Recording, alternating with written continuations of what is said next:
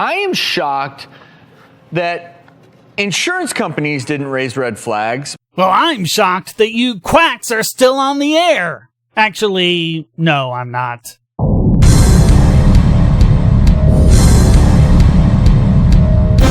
Because, of course, this is hurting their bottom line.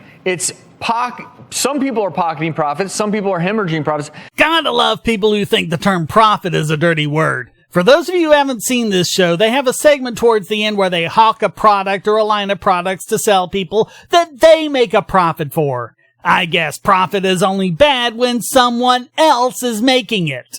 By the way, according to the British Medical Journal, only about 63% of the medical claims made on the doctors had any evidence to support them at all, and when the evidence had to be believable or somewhat believable, that dropped to 50%. Might as well toss a coin. And if you require a specific benefit as well, that drops to 41%, about the same as the Dr. Oz show.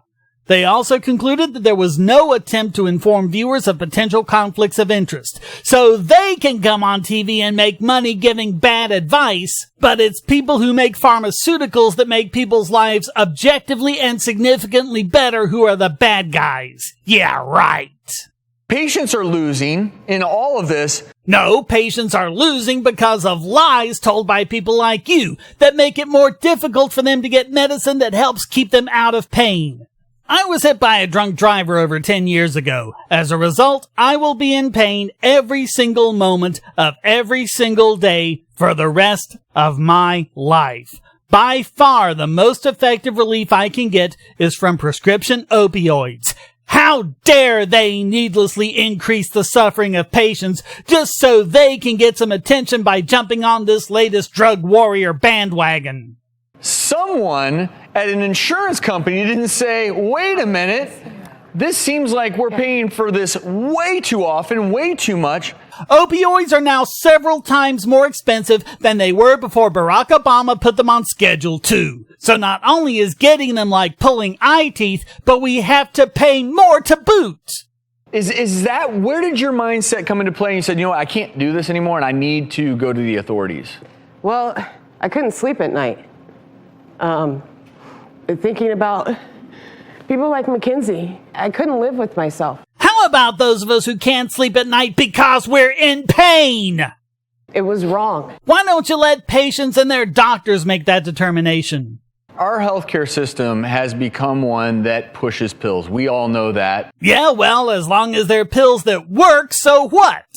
Everyone gets rich off of it. It's ugly. It's not something we like to acknowledge. I'll acknowledge it. People are getting rich, helping other people manage their pain.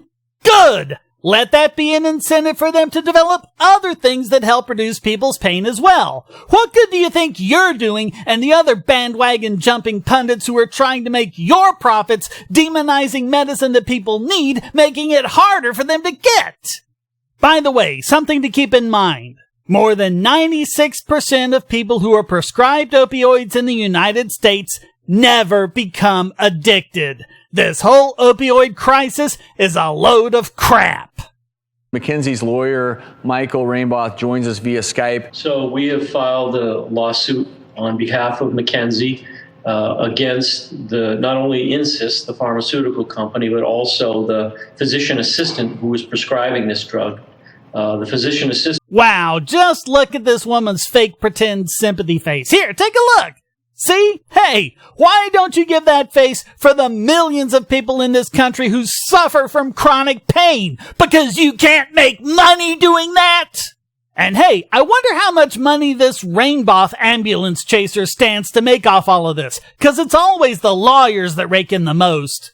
Not that I don't have sympathy for Mackenzie, but you have to understand, no one becomes addicted because they took a pill. Addiction is not a disease. It's a symptom. There's some underlying condition driving it. Whether it's some form of depression or anxiety disorder, the result of some sort of trauma, or even something like an undiagnosed epilepsy. You help the patient by treating the underlying disorder, not by suing a pharmaceutical company that had nothing to do with it, no matter how deep their pockets are. And so the New Hampshire Board of Medicine sanctioned not only the PA, but also the supervising physician. And the physician assistant has now lost his license. Oh, great. Wonderful. Give doctors even less of an incentive to prescribe opioids to people who need them. You can't always trust our healthcare system. Okay, you can't always trust our healthcare system. But in this case, you have a product that works. So let's see, who should we trust? The pharmaceutical companies who got it through some of the most stringent safety and efficacy testing in the world? Or people on a TV show who struggle to get things half right? By the way, you know what opioid addicts do when you make it harder for them to get prescription opioids? You don't actually think they stop using and get treatment, do you? No, they turn to heroin. Hope you're happy. I'm not talking about physicians here. Most physicians want what's best. Okay, so why were the physicians in this case sued and had their license taken away? You're giving mixed signals here. And if you are prescribed a new pain medication, as an example, or any new medication, I think asking the question, why am I taking this medication? How long do you think I need to be on it? What's the lowest possible effective dose? And what are the alternatives? Okay, those are good questions. How do they have anything to do with the crap you people have been slobbering this entire segment? Because if the doctor gives the patient an answer that you don't like, you'll send a lawyer to sue him and have his license taken away. Do you know what the result of all of this is? I now have to pee in a cup every 6 months to prove I'm not taking pot or heroin or whatever. You know who else has to do that? People on parole. That's right. Chronic pain sufferers in this country have been sentenced to lifetime parole for a crime we were never even charged for after never getting our day in court. All because of people like you.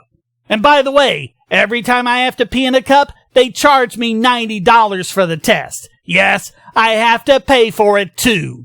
How can anyone justify any of this?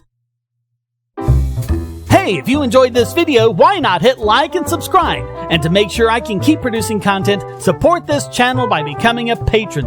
And check out all the other great content here, like this video selected especially for you.